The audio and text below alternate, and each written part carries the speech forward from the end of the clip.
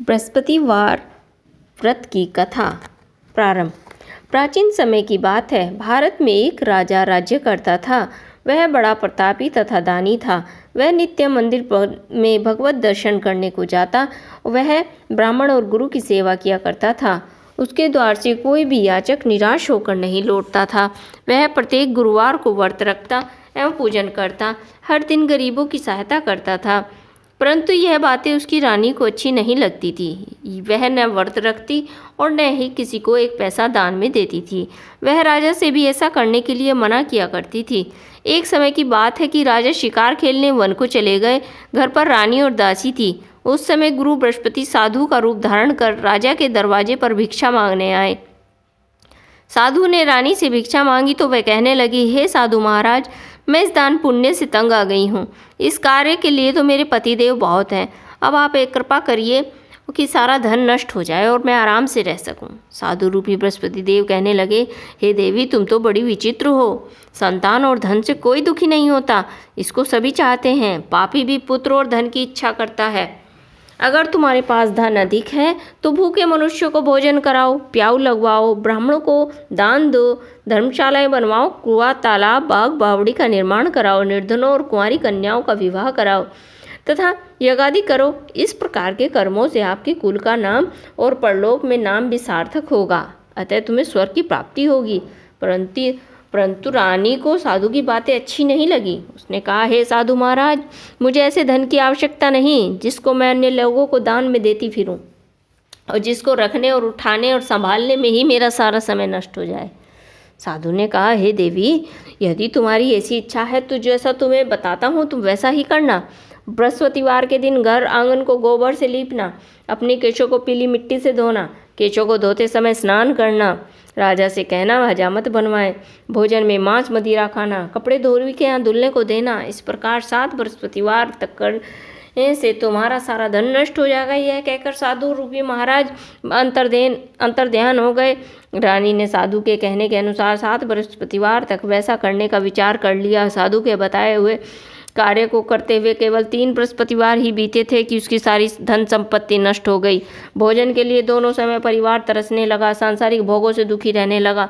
तब राजा ने रानी से कहने लगा, हे रानी, तुम यहाँ पर रुको, मैं दूसरे देश को जाता हूँ, क्योंकि यहाँ पर सभी मुझे जानते हैं, इसलिए मैं यहाँ पर रहकर कोई काम नहीं कर सकता। मैं प्रदेश जा रहा हूँ, वहाँ कोई काम धंधा करूँगा, शायद हमारे भाग्य बदल जाए। ऐसा कहकर राजा प्रदेश को चला गया।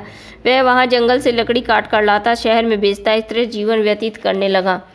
इधर राजा के बिना रानी दासियाँ दुखी रहने लगी। किसी दिन भोजन मिलता, किसी दिन जल पीकर रह जाती।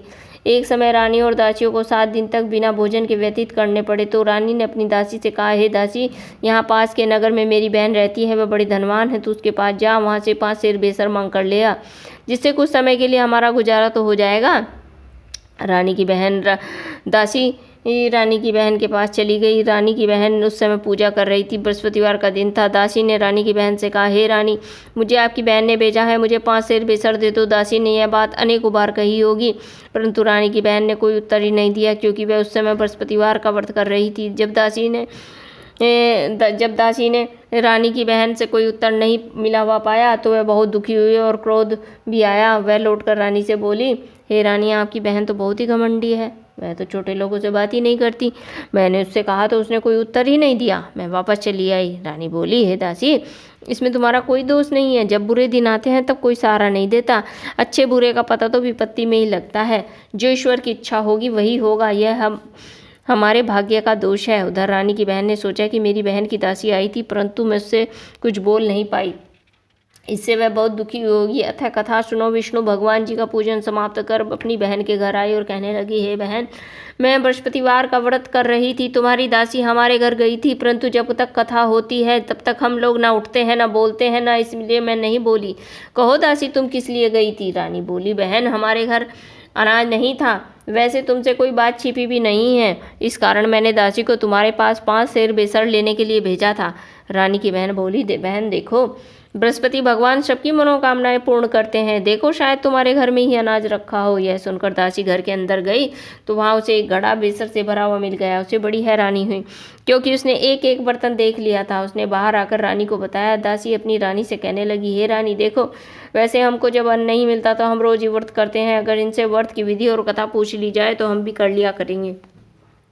दासी के कहने पर रानी ने अपनी बहन से बृहस्पतिवार व्रत के बारे में पूछा। उसकी बहन ने बताया, हे रानी बहन, बृहस्पतिवार को सूर्योदय से पूर्व उठकर स्नान करके बृहस्पतिवार का व्रत करना चाहिए, लेकिन उस दिन सिर नहीं धोना चाहिए। बृहस्पतिवार के व्रत में चने की दाल, मुनक्का से विष्णु भगवान का, केले की वृक्ष से जड़ का पूजन करें, दीपक जलाएं। उस दिन एक समय भोजन करें। भोजन पीले खाद्य पदार्थों का करें और कथा सुने। इस प्रकार करने से गुरु भगवान प्रसन्न होते हैं, अन्न पुत्र धन देते हैं। इस व्रत के पूजन और विधि को बताकर रानी की बहन अपने घर लौट आई। रानी और दासी दोनों ने निश्चय कर लिया कि वे बृहस्पति देव भगवान का पूजन अवश्य करेंगी। 7 दिन बाद जब बृहस्पतिवार आया तो उन्होंने व्रत रखा। गुड़साल में जाकर चना और गुड़ बीन लाई। उसकी दाल से, केले की जड़ से विष्णु भगवान का पूजन किया। भोजन कहाँ से लाए? दोनों बहुत ही दुखी थी। उन्होंने व्रत किया था, इस कारण बृहस्पति देव भगवान प्रसन्न थे।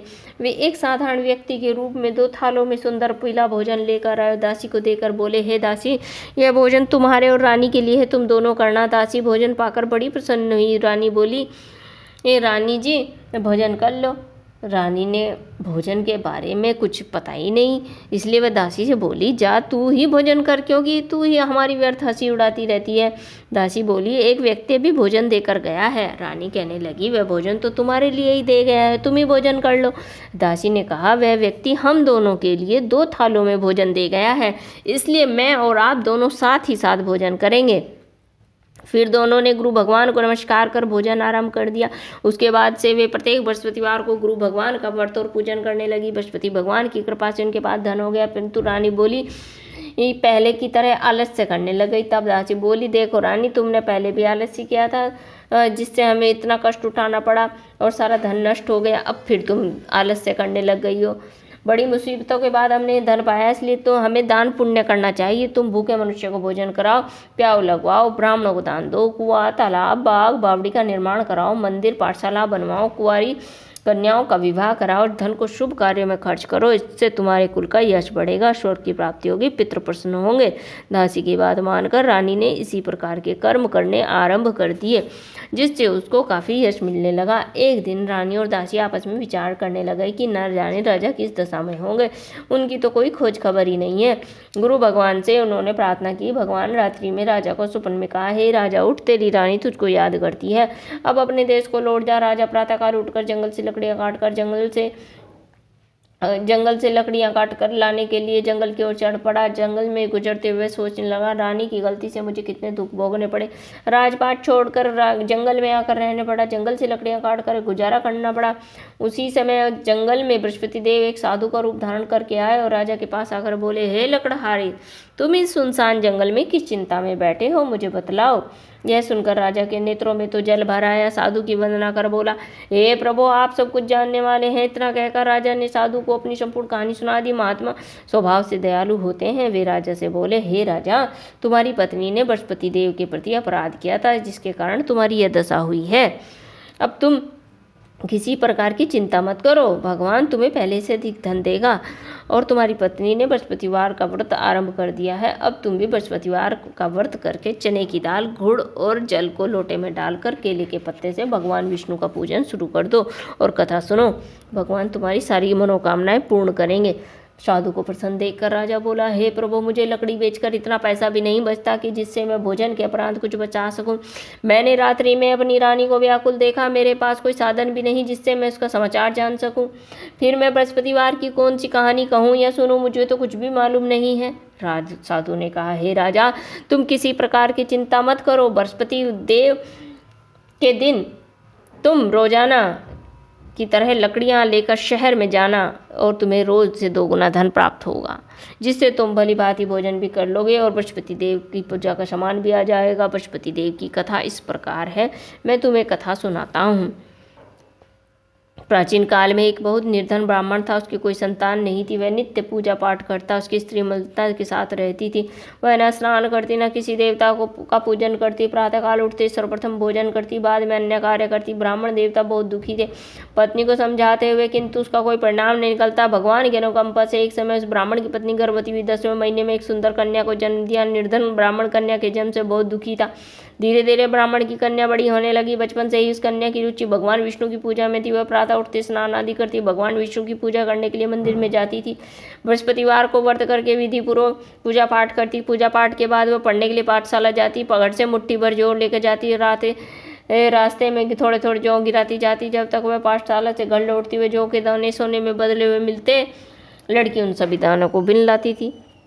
एक दिन जब वह सोने के दानों को साफ कर रही थी, उसकी माँ ने कहा, बेटी, सोने के दाने साफ करने के लिए सोने का सूप भी होना चाहिए। अगले दिन बृहस्पतिवार था। उसने भगवान बृहस्पतिदेव की पूजा करते हुए प्रार्थना की, हे भगवान, यदि मैंने व्रत आपका विधिवत किया हो तो मुझे सोने का सूप दे। तो भगवान बृहस्पतिदेव ने उसकी मनोकामना पूरी करने का वचन दिया। पाठशाला से लौटते समय उसे रास्ते में सोने का सूप पड़ा हुआ मिला। घर से लौटकर सोने का सूप अपनी माँ को दिखाकर वह सोने के दाने साफ करने लगी। उसी नगर में नगर का राजकुमार उसके घर के पास से गुजरा। उस सुंदर लड़की को सोने के सूप में जो साफ करते देखकर राजकुमार उस पर मोहित हो गया। महल में लौटकर राजकुमार ने राजा से उस लड़की के विवाह करने की इच्छा प्रकट की। तो राजा ने ब्राह्मण को महल में बुलाकर राजकुमार से लड़की का विवाह के बाद कि ब्राह्मण तैयार हो गया। धूमधाम से उस लड़की का विवाह राजकुमार से गए। दुल्हन बनकर ब्राह्मण की लड़की महल में चली गई। लड़की के चले जाने से ब्राह्मण फिर से निर्धन हो गया। उसे कई कई दिनों तक भोजन नहीं मिलता। बहुत दुखी होकर ब्राह्मण एक दिन अपनी लड़की के पास गया। अपने पिता से निर्धनता का समाचार सुनकर उससे बहुत धन देकर पिता को विदा किया। उस धन से ब्राह्मणों ने न कुछ दिन तो आराम से अपना जिंदगी बसर कर ली, लेकिन जल्द ही फिर भूखों मरने की हालत हो गई। ब्राह्मण अपनी लड़की से धन लेने के लिए फिर महल में पहुंच गया। लड़की ने अपने पिता की बुरी हालत देखकर कहा, पिताजी, आखिर कब तक मुझसे धन लेकर जीवन यापन करते रहेंगे? आप कोई ऐसा उपाय क्यों नहीं करते जिससे आपका घर धन संपत्ति से भर जाए? ब्राह्मण ने कहा, मैं तो तुम्हारी माता को बहुत समझा लिया, पर उनकी समझ में तो कुछ आता नहीं। उनका फूहड़पन नष्ट हो तो घर की निर्धनता भी दूर हो जाए। तब कुछ सोच समझ कर लड़की ने पिताजी से कहा, हे पिताजी, आप कुछ दिनों के लिए माँ को मेरे पास छोड़ जाइए। तब कुछ सोचकर ब्राह्मण की पत्नी को लड़की के पास महल में छोड़ आया। लड़की ने अपनी माँ से कहा, माँ, तुम प्रातःकाल उठकर स्नान आदि करके भगवान विष्णु की पूजा अवश्य करना। पूजा करने से तुम्हारी निर्धनता अवश्य दूर हो जाएगी। लेकिन उसकी माँ ने उसकी कोई बात नहीं मानी। तब क्रोधित होकर लड़की ने माँ को एक कक्ष में बंद कर दिया। सूर्योदय से समय उठाकर जबरदस्ती स्नान कराया। फिर मंदिर में ले जाकर बृहस्पति देव की पूजा कराई। कुछ दिनों तक ऐसा करने से माँ की बुद्धि में परिवर्तन हो गया। अतः वह स्वयं ही बृहस्पतिवार का व्रत रखने लग गई। उसके व्रत करने से ब्राह्मण के घर में भगवान विष्णु की अनुकंपा से धन की वर्षा होने लगी। दोनों पति पत्नी धन संपत्ति पाकर आनंद पूर्वक जीवन यापन करते हुए विष्णु धाम को चले गए। लकड़हारा बने राजा ने उस साधु को भगवान बृहस्पतिदेव की कथा सुनकर बृहस्पतिवार का व्रत करके भगवान विष्णु की पूजा की। उस दिन से उसके सभी क्लेश दूर हो गए। लेकिन अगले बृहस्पतिवार को काम काज में अधिक व्यस्त रहने के कारण उसने भगवान बृहस्पति देव का व्रत नहीं किया। भगवान बृहस्पति देव लकड़हारे से क्रोधित हो गए, उसे भूल की सजा दी। उस दिन नगर के राजा ने नगर में घोषणा करके सबको सूचित कर दिया कि प्रत्येक नागरिक मेरे महल में भोजन करने को आए। जो नहीं आएगा उसे अपराधी मानकर भारी दंड दिया जाएगा। लकड़हारा बने राजा ने उस नगर के राजा की घोषणा सुनी, लेकिन जंगल से लकड़ी काटकर लाने और उन्हें बेचने में देर हो जाने के कारण महल में भोजन करने को नहीं जा सका। अतः राजा के सैनिक लकड़हारे को पकड़कर महल में ले गए। राजा ने उसे महल में एक कक्ष में बैठाकर भोजन कराया। उस कक्ष में एक खूंटी पर सोने का हार लटका हुआ था। लकड़हारा अकेला उस कक्ष में भोजन कर रहा था। तभी उसने एक आश्चर्यजनक घटना घटती हुई देखी। देखते ही देखते हुए खूंटी हार को निकल गई। थोड़ी देर के बाद राजा ने हार को गायब देखा तो लकड़हारे को कारावास में डलवा दिया। लकड़हारा मन ही मन अपने भाग्य को कोसने लगा। तभी उसे जंगल में मिले साधु का स्मरण आया। थोड़ी देर में भगवान बृहस्पति देव सन्यासी के रूप में उसके सामने प्रकट हुए और कहा, हे लकड़हारे, तूने भगवान बृहस्पति देव की पूजा नहीं की, इसी कारण तुम्हें कष्ट हुआ है। लेकिन अब चिंता मत करना। बृहस्पतिवार के दिन कारागार के दरवाजे पर तुम्हें कुछ पैसे पड़े हुए मिलेंगे। उन पैसों से भगवान बृहस्पति देव की पूजा करना और तुम्हारे सारे दुख नष्ट हो जाएंगे। उन पैसों से भगवान बृहस्पति देव का व्रत करके चने और गुड़ मंगाकर लकड़हारे ने बृहस्पतिवार की कथा कही और भगवान बृहस्पति देव ने प्रसन्न होकर उसके नगर के राजा को स्वप्न में लकड़हारे को कारागार से मुक्त करने को कहा। सुबह राजा ने अपने कक्ष में आकर देखा तो खूंटी पर हार लटका हुआ था। राजा ने लकड़हारे को मुक्त कर दिया, उसे धन और आभूषण देकर विदा कर दिया। लकड़हारा बना राजा उस नगर से चलकर अपने नगर में पहुंचा था। उस नगर में कुएं, धर्मशाला, बाग बगीचे देखकर बहुत प्रसन्न हुआ। राजा ने पूछा, ये किसने बनवाए हैं? सबने यही बताया कि ये सब रानी उर्वशी ने बनवाए हैं। राजा महल में पहुंचा तो रानी ने उसका भव्य स्वागत किया। तब राजा ने निश्चय कर लिया कि सप्ताह में एक बार तो सभी बृहस्पति देव का व्रत कर पूजन करते हैं, परंतु मैं प्रतिदिन व्रत किया करूंगा, दिन में 3 बार कथा कहा करूंगा। अब राजा हर समय दुसाले में चने की दाल बांधे रहता तथा दिन में 3 बार बृहस्पति देव की कथा कहता। कुछ दिनों बाद राजा को अपनी बहन की याद आ गई। एक दिन घोड़े पर सवार होकर राजा अपनी बहन से मिलने चल दिए। अभी राजा नगर के पास ही पहुंचा था तो उसने कुछ लोगों को शव ले जाते हुए देखा। राजा को स्मरण आया कि आज उसने तो बृहस्पतिवार की कथा किसी को नहीं सुनाई है। राजा ने उन लोगों को रोककर कहा, भाइयों, आप शव को ले जाने से पहले मुझसे बृहस्पतिवार की कथा सुन ले। लोगों ने राजा पर क्रोधित होते हुए कहा, तुम पागल तो नहीं हो? लेकिन कुछ बड़े बूढ़ों ने लोगों ने कहा, अच्छा भाई, साथ साथ चलते रहो, अपनी कथा भी कहते रहो। राजा के चलते हुए कथा आदि हुई, शव हिलने लगा। राजा की कथा पूरी हुई, शव उठकर बैठ गया। लोगों ने रानी से दांतों तले उंगली दबाई। अगले बृहस्पतिवार से भगवान बृहस्पति देव का व्रत करने व कथा सुनने का निश्चय कर लिया। अब घोड़े पर सवार राजा को चलते हुए एक किसान के पास पहुंचा। किसान अपने खेत में हल चला रहा था। राजा ने कहा, अरे भाई, मुझसे बृहस्पतिवार की कथा सुन लो। किसान ने झुंझलाकर कहा, अरे भाई, देख नहीं रहे हो, जितनी देर तक तुम्हारी कथा सुनूंगा उतनी देर में तो पूरे खेत में हल चला लूंगा। राजा निराश होकर लौटने लगे। तभी किसान के बैल लड़खड़ाकर जमीन पर जा गिरे। किसान के पेट में भी जोरों का दर्द होने लगा। उस किसान की पत्नी जब खाना लेकर आई तो उसने किसान से इस बारे में पूछ लिया। किसान ने घुड़सवार की पूरी कहानी सुना दी। किसान की पत्नी दौड़ती हुई राजा के पास पहुंचकर हाथ जोड़कर बोली, भैया, मैं तुम्हारी कथा सुनने को तैयार हूँ। राजा ने उसके साथ खेत पर पहुंचकर बृहस्पतिवार की कथा सुनाई। तभी बैल भी उठकर खड़े हो गए। किसान के पेट का दर्द भी तुरंत ठीक हो गया। राजा अपनी बहन के घर पहुंचा तो उसका बहुत स्वागत हुआ। अगले दिन सुबह उठकर राजा ने देखा कि घर के सभी लोग तो भोजन कर रहे हैं। किसी भूखे व्यक्ति को बृहस्पतिवार की कथा सुनाए बिना तो राजा भोजन भी नहीं करता था। उसने बहन से कहा, बहन, क्या तुम्हारे घर में कोई ऐसा व्यक्ति है जिसने अभी तक भोजन ना किया हो? उसकी बहन बोली, भैया, हमारे घर में तो क्या, पूरे नगर में भी तुम्हें ऐसा व्यक्ति नहीं मिलेगा जिसने सुबह सुबह भोजन नहीं किया हो। तब राजा ने अपनी बहन के घर से निकलकर उस नगर में बिना भोजन किए व्यक्ति की तलाश शुरू कर दी। एक गडरिये के घर में उसका बेटा बीमार होने के कारण भूखा रह गया था। राजा ने उसको जाकर बृहस्पतिवार की कथा सुनाई। कथा सुनते सुनते गडरिये का बेटा बिल्कुल ठीक हो गया। सबने राजा की बहुत प्रशंसा की। एक दिन राजा अपनी बहन से कहा, बहन, हम अपने घर जाना चाहते हैं, तुम भी हमारे साथ चलो, कुछ दिन वहाँ रहकर फिर लौट आना। राजा की बहन ने अपनी सास से पूछा तो सास ने ताने मारते हुए कहा, बहू, मायके जाना तो अकेली जाना, मेरे पोतों को नहीं ले जाना। तुम्हारे भाई के कोई संतान तो है नहीं, कहीं तुम्हारी भाभी मेरे पोतों पर कोई जादू टोना ना कर दे। दूसरे कक्ष में बहन की सास की बातें सुनकर राजा दुखी मन से अकेला ही अपने नगर को लौट आया। रानी ने राजा से कहा, आप तो अपनी बहन को साथ लाने की बात कहकर गए थे, फिर बहन को साथ क्यों नहीं लाए हो? तब राजा ने दुखी होते हुए कहा, रानी, हम निसंतान हैं, इसलिए हमारे घर आना कोई पसंद नहीं करता है। रानी ने राजा को समझा, हे प्राणनाथ, हमें बृहस्पति देव ने सब कुछ तो दिया है, अब भगवान बृहस्पति देव हमें संतान भी अवश्य देंगे। बृहस्पतिवार को विधिवत व्रत करते हुए राजा रानी ने भगवान बृहस्पति देव से संतान के लिए प्रार्थना की। कुछ दिनों के बाद उन्होंने स्वप्न में दर्शन देते हुए कहा, हे राजन, तेरी मनोकामना अवश्य पूरी होगी। 1 सप्ताह बाद रानी गर्भवती हो गई। 10वें महीने में रानी ने एक सुंदर से पुत्र को जन्म दिया। राजा रानी जीवन पर्यंत बृहस्पतिवार का व्रत करते रहे। उनके घर में धन की वर्षा होती रही। इस तरह आनंद पूर्वक जीवन यापन करते हुए राजा रानी भगवान बृहस्पति देव की अनुकंपा से मोक्ष को प्राप्त करके सीधे वैकुंठ धाम को चले गए। बृहस्पतिवार को विधि पूर्वक व्रत करते हुए जो स्त्री या पुरुष भगवान विष्णु जी की पूजा करते हैं, भगवान उनकी सभी मनोकामनाएं पूरी करते हैं। इति श्री बृहस्पतिवार व्रत कथा। बोलो बृहस्पति भगवान की जय।